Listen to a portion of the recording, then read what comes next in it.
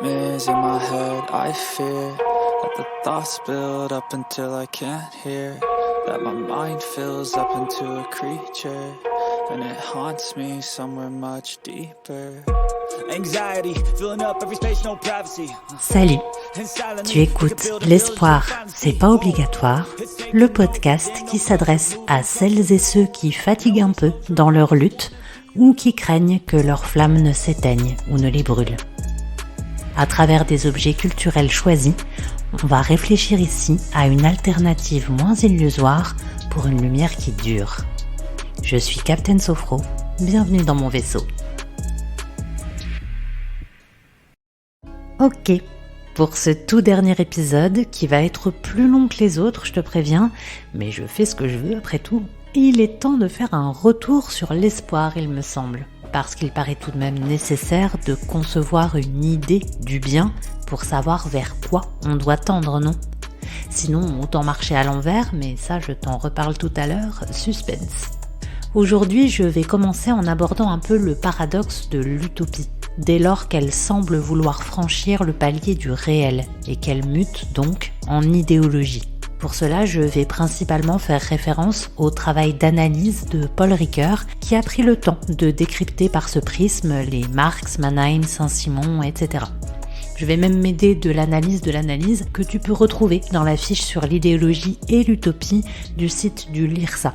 Voilà, je cite mes sources et je les remercie parce que sinon, 400 pages, j'adore ce podcast, mais quand même, flemme. Bien. Alors, je redéfinis les deux concepts très grossièrement, juste histoire que ce soit à peu près clair pour tout le monde. L'utopie, étymologiquement, c'est le lieu qui n'existe pas. Intrinsèquement, il s'agit donc d'une société qui appartient exclusivement à l'imaginaire, qui n'existe que dans le monde des idées. En cela, comme le pense Marx, elle précède l'idéologie. Il faut concevoir d'abord un idéal avant de tenter de l'atteindre, c'est ce que je te disais en intro.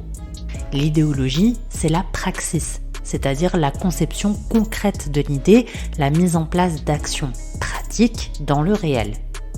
Marx souligne également qu'il s'agit d'un langage, d'une communication de société. Et c'est là, à mon sens, qu'il y a corruption.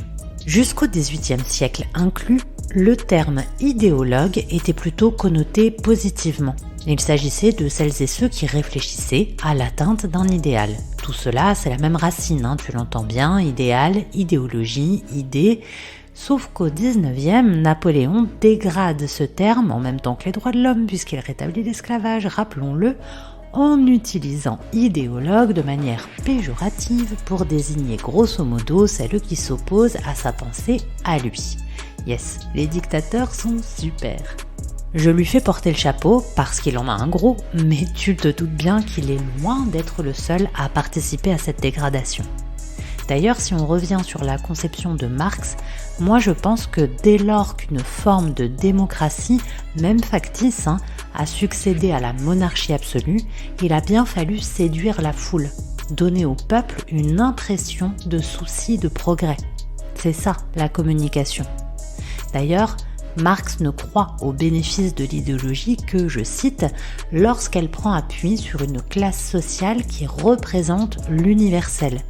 Transporter de la sphère de la pensée vers une classe réelle, cette dimension de l'universel est une classe réelle, celle qui est universelle parce qu'elle n'a rien, et parce qu'elle n'a rien, elle est tout.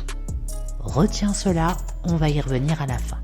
Toujours est-il que si, comme le dit Mannheim, idéologie et utopie se rejoignent en ce qu'elles existent par non-congruence, c'est-à-dire désaccord avec la réalité, elles se distinguent par le fait que l'idéologie devient vite un outil à disposition des faux prophètes. Si l'utopie est ce qui ébranle un ordre donné, l'idéologie est ce qui préserve cet ordre. C'est pour ça que l'espoir en un idéal, c'est souvent décevant. En revanche, il souligne bien que l'utopie, c'est quelque chose qu'on porte intimement, qu'elle, je cite, ne peut pas être reconnue et exposée explicitement, mais est un système symbolique englobant. Une société sans utopie ne peut exister car elle n'a pas de dessin, ajoute Ricoeur. Mais ce dessin se dessine presque sans mots, par une forme de convergence de l'intime. Tu vois pourquoi j'accorde depuis le début de ce podcast, j'inclus la première saison, autant d'importance à ce qui est symbolique. Parce que c'est une expression universelle qui se passe de conformité pratique et concrète. C'est plus organique qu'organisé, en somme.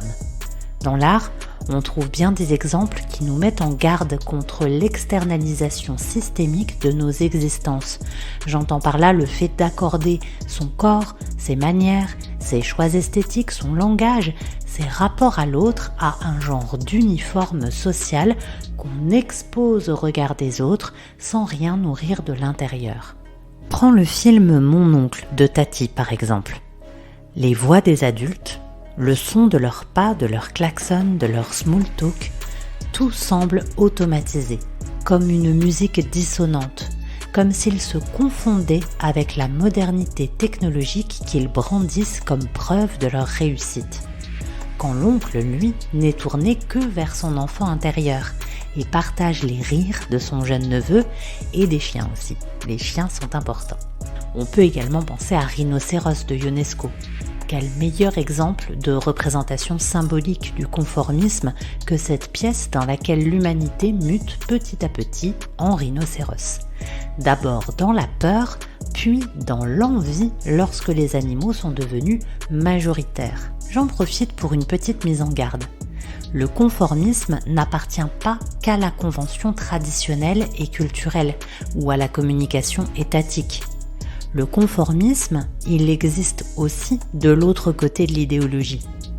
Méfie-toi toujours de la pureté militante et des discours prémâchés qui ne servent que l'ego de certains et certaines qui passent plus d'énergie à pointer du doigt la moindre aspérité chez leurs adelphes qu'à construire un bouclier pour les protéger. Je ne parle évidemment pas des discours qui nous remettent en question, qui pointent des privilèges ou qui engagent à agir de façon passionnée, entends-moi bien. Mais je crois que tu vois très bien à quel type d'intolérance d'inquisiteur je fais référence. Rappelle-toi de puiser d'abord dans tes intuitions, de t'autoriser à faire taire le brouhaha des injonctions et des informations un temps pour digérer le monde avant d'y retourner. C'est comme un labyrinthe, on ne sait jamais si sa spirale vous emmène vers l'intérieur ou l'extérieur. Dans l'œil du cyclone, tout est calme, mais ça n'empêche pas le tourbillon d'avancer et de tout bousculer sur son passage. Je t'ai déjà parlé de la symbolique de la spirale avec le nombre 9 dans le dernier épisode. Eh bien, j'y reviens à présent.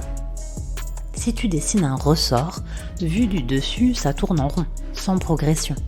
Mais si tu l'observes de côté, tu vois bien que ça monte. Les courbes d'une spirale peuvent même baisser, redescendre pour mieux monter plus haut ensuite. La course du progrès, c'est pareil. Ce qui désespère, c'est la conception systématiquement linéaire que l'on a du temps. Il faudrait que les étapes se succèdent dans un mouvement horizontal et régulier. Mais le temps, ce n'est pas cela. C'est toute la symbolique du cercle et du puits que l'on trouve dans l'amour fou de Breton ou dans les chroniques de l'oiseau à ressort de Murakami. Quelque chose de rond et de profond. Le temps, c'est un éventail qui se plie et se déplie de l'intérieur vers l'extérieur. Dans l'histoire, il n'y a pas d'exemple d'avancée sans retour en arrière. Plus ça résiste, plus ça crie fort contre, plus ça indique que l'idée nouvelle s'impose. C'est un escalier à révolution, la révolution. C'est en marche. Cette avancée en spirale vers la liberté intime est merveilleusement exposée dans le roman Cercle de Yannick Enel que je ne peux que te conseiller, mais c'est avec un autre ouvrage du même auteur que j'aimerais conclure ce podcast. Dans la globalité, il y a de grandes faiblesses comparées au chef-d'œuvre qu'est Cercle, mais Les Renards Pâles reste incroyablement puissant dans sa scène finale d'une manifestation collective, spontanée, faite d'individus libres, sans bannière, sans idéologie, seulement unis dans un même courant, comme si la marge soudain remplissait tout l'espace entre les carreaux bien alignés d'une feuille A4.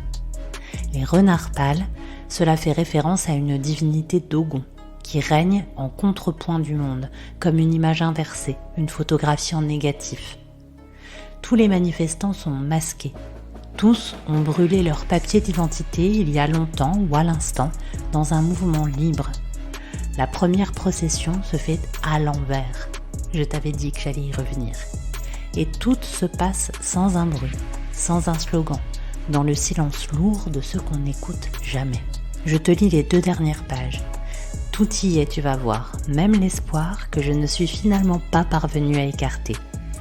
Merci d'avoir écouté ces 9 épisodes qui, je l'espère, auront pu te donner à voir d'autres voies libératoires que le seul espoir. Et je te laisse avec des mots bien meilleurs que les miens. Oui, après tout, c'est possible. Quelques-uns parmi vous tendront l'oreille. Ils décèleront dans l'événement silencieux de cette nuit une nouvelle à laquelle ils ne donneront aucune publicité, préférant la taire, essayant même de se persuader qu'ils l'ont mal interprétée, qu'ils ont fait erreur, que ces masques ne peuvent pas annoncer ce mystère effrayant, la mort de la société. Lorsque plus personne n'a de papier, est-il encore possible de repérer les sans-papiers ? Voici que nos masques se fondent dans une absence générale de papier.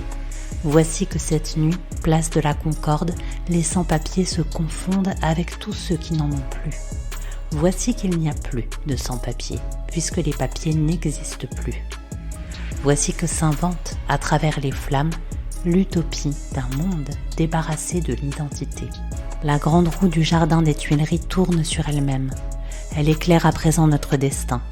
À travers tous ces masques rassemblés, place de la Concorde, votre monde se renverse. Ce que vous avez depuis si longtemps mis au banc de votre société en occupe le centre. Et c'est vous qui êtes relégués sur les côtés.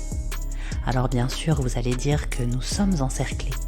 Mais à travers le cercle que vous dessinez autour de nous, s'écrit une vérité qui vous condamne. Sous nos masques, un murmure s'élève. C'est la voix du renard pâle. Il s'est mis à chanter. Sa parole ouvre en chacun de nous une espérance. Elle transmet son feu à tous les masques. Elle salue le ciel et les étoiles. J'espère que cet épisode t'a plu. Allez, ne désespère pas. Juste, ne mets peut-être pas toute ta foi dans le même panier. L'espoir, c'est super, hein. C'est même sûrement nécessaire. Mais c'est pas obligatoire.